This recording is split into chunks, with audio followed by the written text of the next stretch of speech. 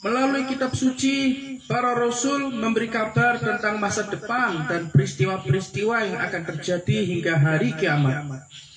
Salah satu yang paling utama adalah daftar tunggu, adalah kedatangan Rasul terakhir Nabi Muhammad SAW. Peristiwa ini sangat jelas diterangkan dalam semua kitab suci.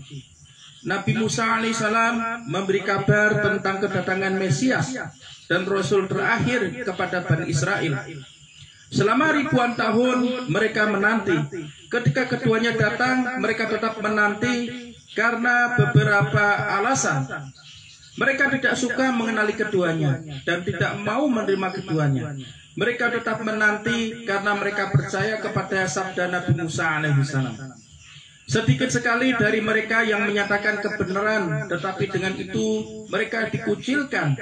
Sekarang kita hidup dalam periode terakhir dari dunia ini. Bani Israel juga mengetahuinya. Mereka mengetahui bahwa hari kiamat telah dekat. Karena semua tanda-tanda surgawi mengenai peristiwa ini juga tertulis dalam kitab suci mereka. Tetapi sejak 3000 tahun yang lalu mereka masih saja menanti. Sekarang keraguan mulai menyelimuti kaum Yahudi yang terpelajar. Mereka bertanya kepada diri mereka sendiri, jangan-jangan keduanya telah datang tetapi mereka tidak menyadarinya. Mereka bertanya, di mana keduanya sekarang? Nabi Musa alaihissalam bersabda, dari saudara kita akan datang seseorang yang menyerupai aku. Orang itu bukanlah Yesus Kristus. Orang yang melalui penciptaan dan syariah menyerupai Nabi Musa alaihissalam adalah Nabi Muhammad SAW. Dan beliau mempunyai sebilah pedang. Orang Yahudi bagikan orang tidur di stasiun kereta api. Kereta api datang dan pergi, tetapi mereka tetap tertidur. Pada saat mereka bangun, sudah tidak ada kereta lagi. Sekarang, lewat koran kita mengetahui satu berita penting. Di Amerika, seorang rabi yang terkenal menulis artikel tentang kedatangan Mesias. Perlu diketahui bahwa seluruh jaringan pers dan media penyiaran berada di bawah kontrol Yahudi. Di seluruh dunia, rabi tersebut mengenali tanda-tanda kedatangan Mesias ketika terjadi krisis perang di Teluk Arab.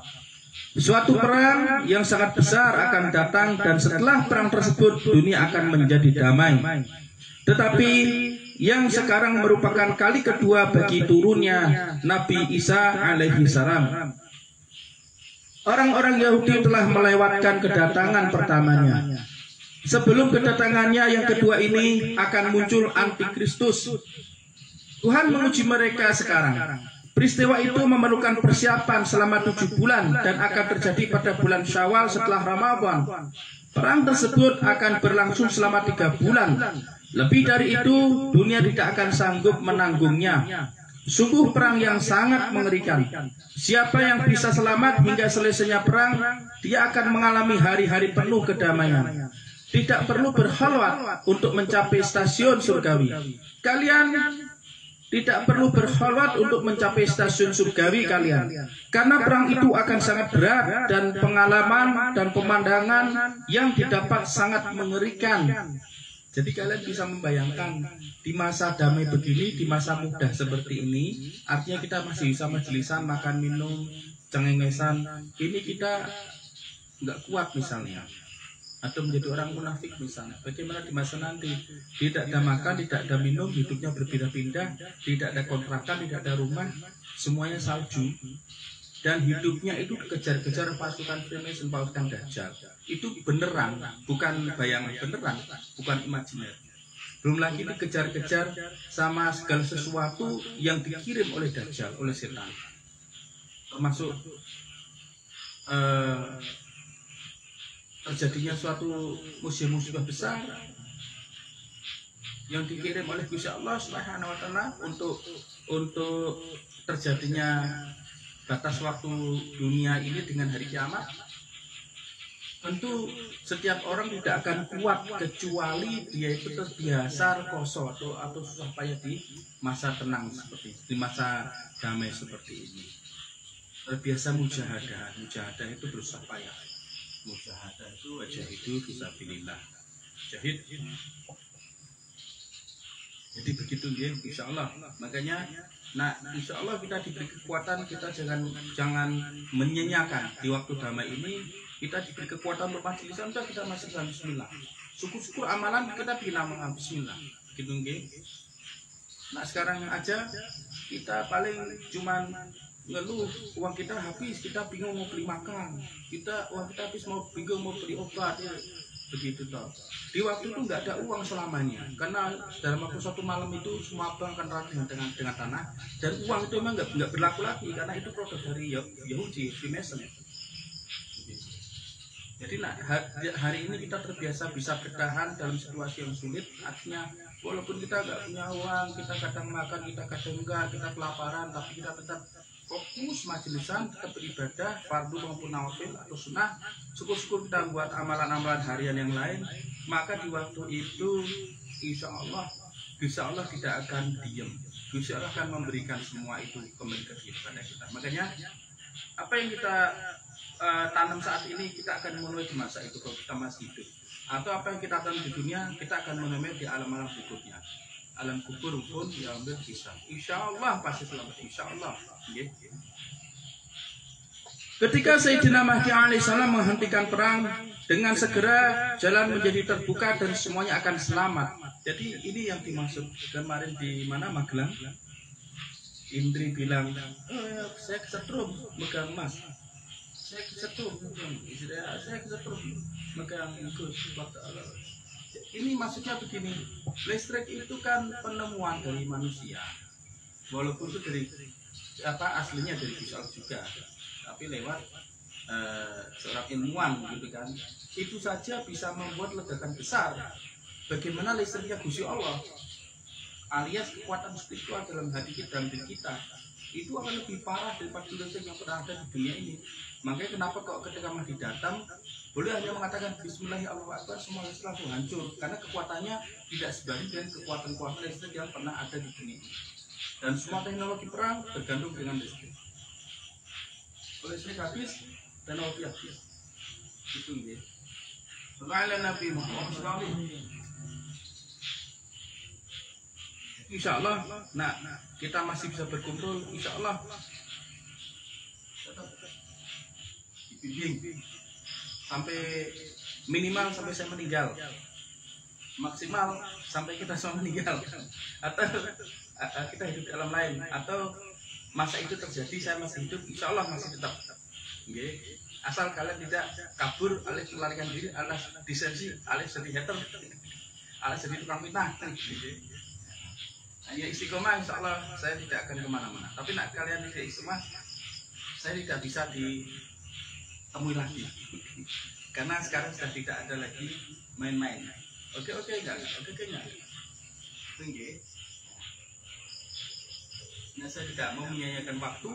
Kurang 5 tahun lagi perang terjadi, saya tidak mau menyia-nyiakan waktu untuk berleha-leha main-main umum. Ini waktunya sangat sempit sekali. 5 tahun itu bukan waktu yang lama, cepat. Tunggu aja nanti pemilu ini yang menang orang yang pernah tak ceritakan di Majelis Jakarta. Tapi tidak tak ucapkan sekarang, karena ini live orang lihat seluruh Indonesia. Dikirain saya milih dikirain saya bergerak satu paslon, nanti enggak, saya enggak bergerak sama siapapun. 20 insya Allah nak terus jangan, nanti enggak udah mau saya tinggal di Denmark, dari Jakarta. Jadi saya tidak dukung siapapun, tapi yang jadi ya bismillah, itu takdirnya. Artinya apa? Yang siapa yang jadi wali Allah sudah tahu. Jadi Jakarta sudah tahu sebenarnya siapa yang jadi, insya Allah. Yang jelas yang jadi presiden bukan Umar atau Blackjack atau Zumar Abidin atau Las Warrior atau Metal Master. Nah, jadi presiden Blackjack ke negara kita ya jadi besi semua, metalan besi. Jadi setiap orang dicor jadi besi semua. Intermezzo. Lanjutkan ya. Orang-orang yang bersifat materialistik akan dimusnahkan. Orang-orang yang bersifat materialistik akan musnah. Sebaliknya akan muncul orang-orang spiritual, yaitu mereka yang bisa berdiri di angkasa atau berjalan di atas air. Ini jadi nanti kekuatan roh untuk bekerja pada setiap orang. Makanya saat ini kalian tak ajak rekoso membangun kekuatan spiritual rohania supaya nanti waktu itu hidup, kita masih hidup bisa kita pakai. Atau waktu itu kita udah meninggal duluan sebelum masih terjadi, kita bisa pakai untuk di alam berikutnya maksudnya. Gitu guys.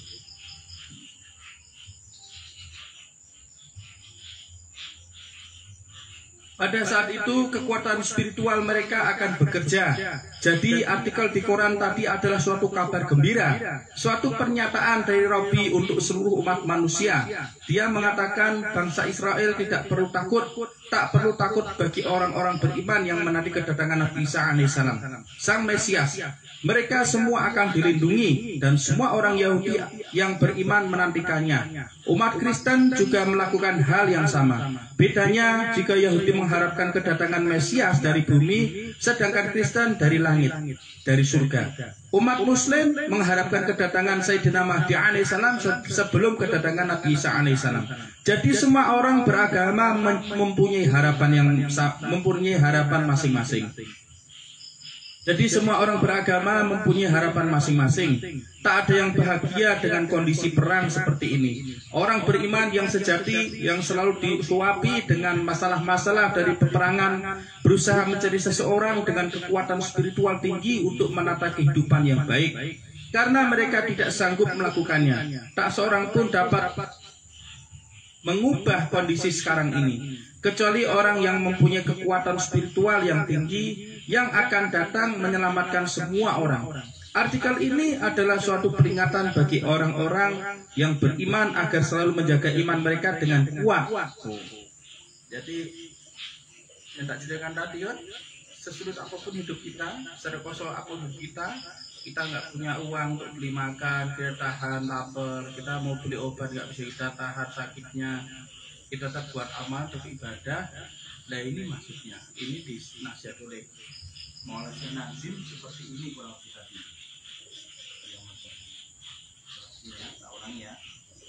Artikel ini adalah suatu peringatan bagi orang-orang yang beriman agar selalu menjaga iman mereka dengan kuat. Jadi menjaga iman dengan kuat itu maksudnya itu kita tetap melakukan amalan ibadah, tetap majelisan, tetap percaya dengan guru, itu juga iman yang kuat.